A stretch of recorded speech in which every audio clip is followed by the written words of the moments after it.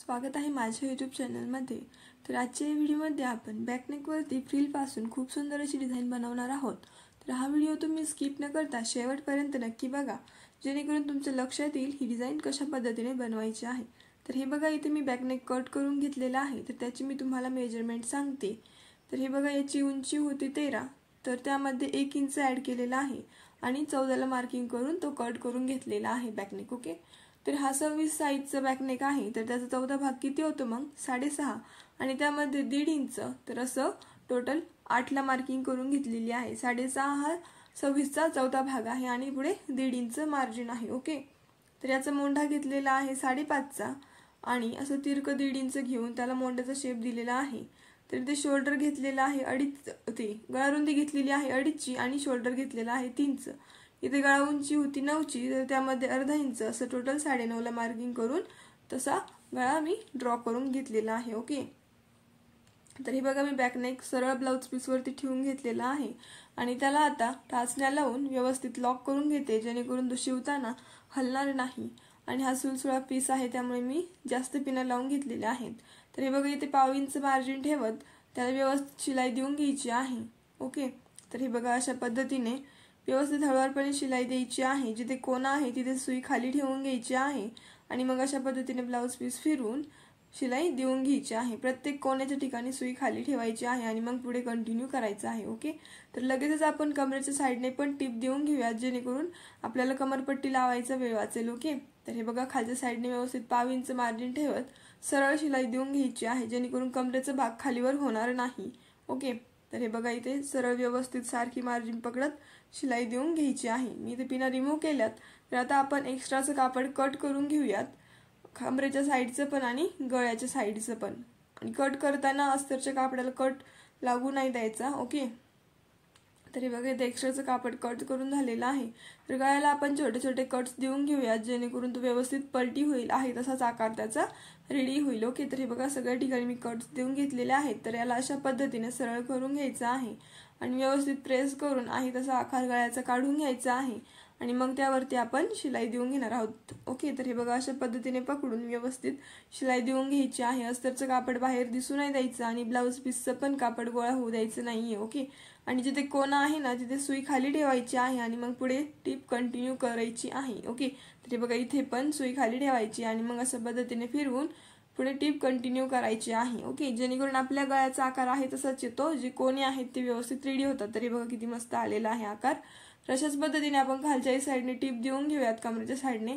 खालच्याही साइडने तीच काळजी घ्यायची आहे, अस्तरचं कापड बाहेर दिसू नाही द्यायचं। ओके,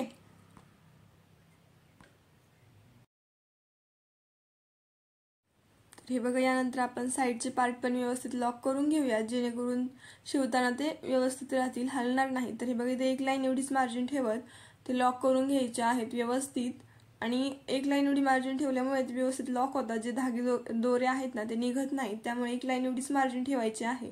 तर लगेचच आपण एक्स्ट्राचं कापड कट करून घेऊयात सगळ्या साइडचं। ओके,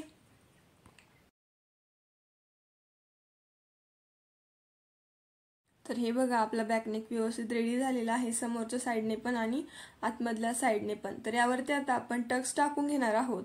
तर सेंटर मधून 4 आडवा आणि उभा 4चा असा टक्स टाकून घ्यायचा आहे।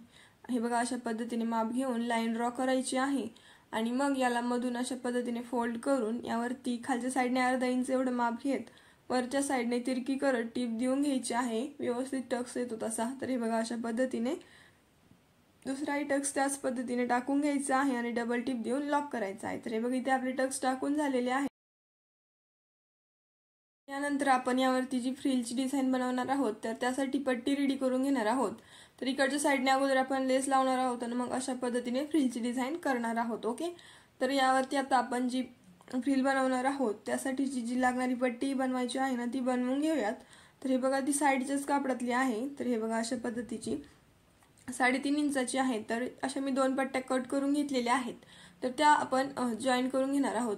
ओके, तर हे बघा, ही पहिली पट्टी आहे आणि दुसरी पट्टी पण आपण लगेचच त्याला जॉईन करून घेणार आहोत। तर कशा पद्धतीने करायचं आहे ते तुम्हाला मी दाखवते। तर हे बघा, ह्या दोन्ही पट्ट्या घेतलेल्या आहेत मी, तर त्या एकावर एक सरळ ठेवलेल्या आहेत। साधारणतः 1/2 इंच एवढी मार्जिन ठेवत त्यावरती शिलाई देऊन घ्यायची आहे। तर त्या सरळ आहेत एकावर एक ठेवलेल्या, म्हणजे सरळ भागाकडून। तर हे बघा अशा पद्धतीने, आणि मग अशा पद्धतीने ओपन करायचे आहेत आणि मधून अशा पद्धतीने प्रेस करून त्यावरती शिलाई देऊन घ्यायची आहे, जेणेकरून जी फिनिशिंग आहे ती व्यवस्थित राहते। तर हे बघा अशा पद्धतीने। तर यानंतर अशा पद्धतीने याला मधून फोल्ड करून उलटी पट्टी यावरती 1/2 इंच एवढी मार्जिन ठेवत शिलाई देऊन घ्यायची आहे सगळ्या पट्टीवरती, आणि पट्टी रेडी करून घ्यायची आहे। तर ती रेडी झाल्यावर ती 1.5 इंचाची होणार आहे। तर हे बघा अशा पद्धतीने सारखीच मार्जिन ठेवायची आहे, जेणेकरून आपल्या फ्रिलची जी साईज आहे ती सारखी येईल। तर याला पलटी करण्यासाठी आपण इथे आडव्या टिपा देऊन घेऊयात, आणि मग अशा पद्धतीने या स्ट्रोकने आपण अशा पद्धतीने याला सरळ करून घेऊयात। तर हे बघा अशा पद्धतीने याला व्यवस्थित आतमध्ये लोटत सरळ करून घ्यायचं आहे, आणि ते कापड बाहेर काढून त्याला सरळ करायचं आहे। ओके, तर हे बघा अशा पद्धतीने। तर इथे आपली पट्टी रेडी झालेली आहे। तर यावरती आता आपण छोटे छोटे प्लेट्स टाकत फ्रिल बनवून घेणार आहोत। ओके, तर हे बघा ही पट्टी। तर हे बघा अशा पद्धतीने यावरती प्लेट्स टाकायच्या आहेत, आणि त्याची जी टीप आहे ती सेंटर मधून घ्यायची आहे। ओके, प्लेट्स घेताना सारख्याच घ्यायच्या आहेत, जेणेकरून आपल्या फ्रिलचं लूक व्यवस्थित राहील। ओके, आणि टीप पण व्यवस्थित सेंटर मधूनच घ्यायची आहे फ्रिलच्या। ओके, तर हे बघा अशा पद्धतीने व्यवस्थित प्लेट्स घ्यायच्या आहेत। बघा मी तुम्हाला व्यवस्थित करून दाखवते, हळूवारपणे तुम्ही लक्ष द्या, आणि अशाच पद्धतीने आपण सगळी पट्टी रेडी करून घेणार आहोत। ओके, तर हे बघा मी तुम्हाला करून दाखवते 4-5 प्लेट्स। ओके, तर हे बघा अशा पद्धतीने व्यवस्थित त्यांची साईज व्यवस्थित ठेवायची आहे, आणि जी शिलाई देतोय आपण ती व्यवस्थित सेंटर मधूनच द्यायची आहे, जेणेकरून त्याचं लूक व्यवस्थित राहील। ओके, तर हे बघा अशा पद्धतीने हळूवारपणे प्लेट्स टाकून घ्यायच्या आहेत, टाइम लागला तरी चालेल, आपल्या ब्लाऊजला लूक व्यवस्थित येतं त्यामुळे। तर हे बघा अशा पद्धतीने व्यवस्थित करत प्लेट्स टाकून घ्यायच्या आहेत सेम साईजच्या। ठीक आहे, तर हे बघा समोर दिसत आहेत प्लेट्स सारख्या आलेल्या। ओके, तर अशा पद्धतीने आपण सगळ्या प्लेट्स टाकून घेऊयात।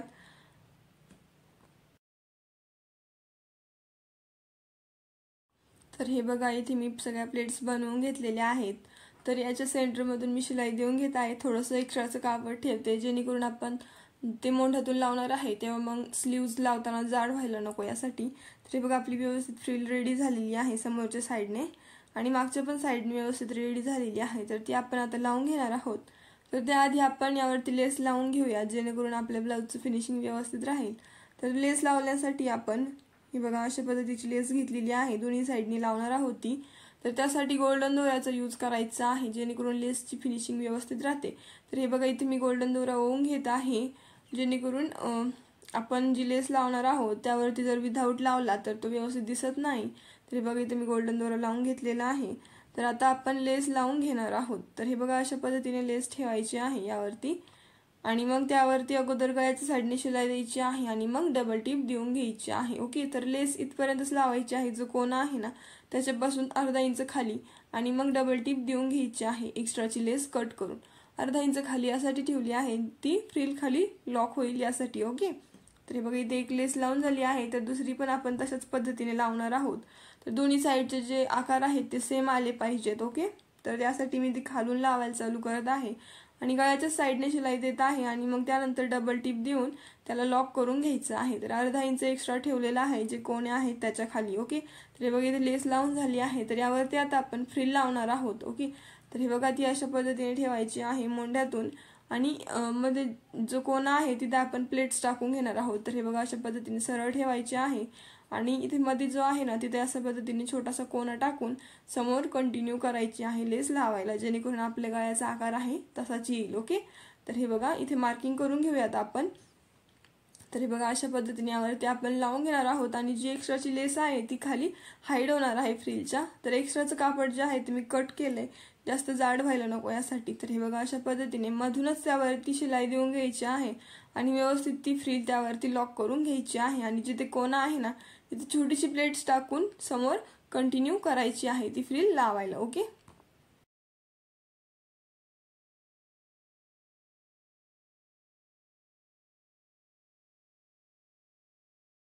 इथे मी प्लेट्स काढून घेतली आहे, कारण तिथे जाड व्हायला नको यासाठी, आणि एक्स्ट्राचं जे आहे ते कट करून घेतलेलं आहे। तर हे बघा इथे आपली फ्रिल लावून झालेली आहे। तर यावरती आपल्याला आता मण्यांची डिझाईन बनवून घ्यायची आहे। तर त्यासाठी मणी घेऊयात आपण। तर हे बघा अशा पद्धतीने कोण्यावरती आपण ते मणी लावून घेणार आहोत, ओके, तर हे बघा एक्स्ट्राचे जे धागे दोरे आहेत ते कट करून घ्यायचे आहेत. तर हे बघा इथे मी गोल्डन मनी घेतले आहेत आणि सुईमध्ये डबल दोरा ओवून घेतलेला आहे. तर हे बघा मी तुम्हाला दाखवते. अशा पद्धतीने हा कोन यावरती ठेवायचा आहे. दोन्ही कोने घ्यायचे आहेत आणि खालच्या साईडने सुई घेऊन त्यामध्ये गोल्डन मनी ओवून तो वरती काढून घ्यायचा आहे आणि मग जो दुसरा कोन आहे तो फोल्ड करून त्यातून ती सुई घालून व्यवस्थित अशा पद्धतीने लॉक करून घ्यायचा आहे. ओके, आणि डबल लॉक करायचा आहे त्याला दोऱ्यांनी, जेणेकरून तो मनी निसटणार नाही गोल्डन. ओके, तर हे बघा दुसऱ्या पण अशाच पद्धतीने करायचं आहे.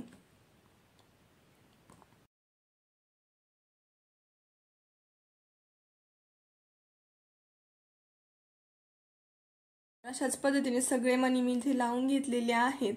तर हे बघा यानंतर आपण यावरती आता नॉट्स लावून घेणार आहोत. तर त्यासाठी मी नॉट्स घेतलेल्या आहेत. तर हे बघा अशा पद्धतीच्या गोल्डनच आहेत त्या. तर याला आपण लावून घेणार आहोत. तर त्यासाठी त्या वरच्या साईडने 2.5 इंचावरती लावायच्या असतात. तर हे बघा त्यासाठी खाली मी लटकन फॅब्रिकचे बनवून घेणार आहे. त्यासाठी ते 2 कट करून घेतलेले आहेत. तर हे बघा इथून खाली 2.5 इंच दोन्ही साईडने मार्किंग करायची आहे शोल्डर पासून खाली, जेणेकरून त्याला समोरासमोर येतील नॉट्स. ओके, तर हे बघा अशा पद्धतीने थोडंसं फोल्ड करून त्या बघा अशा पद्धतीने आणि जिथे मार्किंग आहे त्यावरच्या खाली ठेवून त्यावरती व्यवस्थित प्रेस करून लॉक करायचे आहेत त्या जास्त टिपा देऊन, जेणेकरून त्या निसटणार नाहीत. ओके, दुसऱ्याही साईडचे आपण लावून घेऊयात.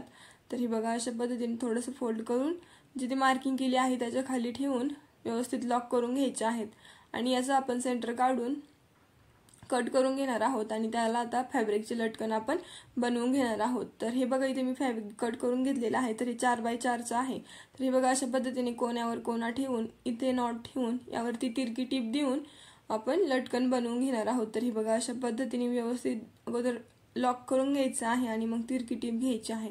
2-3 टिपा देऊन आपण एक्स्ट्राचं कापड कट करून घेणार आहोत आणि लटकन रेडी करून घेणार आहोत. तर हे बघा इथे मी 3 टिपा देऊन घेतलेल्या आहेत.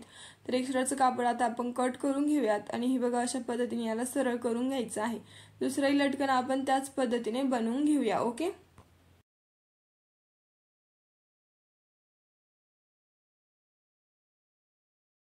हे बघा इथे लटकन बनवून रेडी झाले आहेत आणि अशाच पद्धतीने आपली डिझाईन पण रेडी झालेली आहे. तर हे बघा मी तुम्हाला याचं जवळून लुक दाखवते. असं लक्षात येत नसेल तर हे बघा जवळून लुक किती सुंदर दिसत आहे ते विनी टाईप. तर तुम्हाला याची डिझाईन कशी वाटली हे कमेंट्स करून नक्की कळवा. व्हिडिओ आवडल्यास व्हिडिओला लाईक करायला व शेअर करायला विसरू नका. आणि जर तुम्ही चॅनलवरती नवीन असाल तर असेच नवनवीन डिझाईन्स बघण्यासाठी आपल्या चॅनलला सबस्क्राईब करायला विसरू नका. Okay, thank you.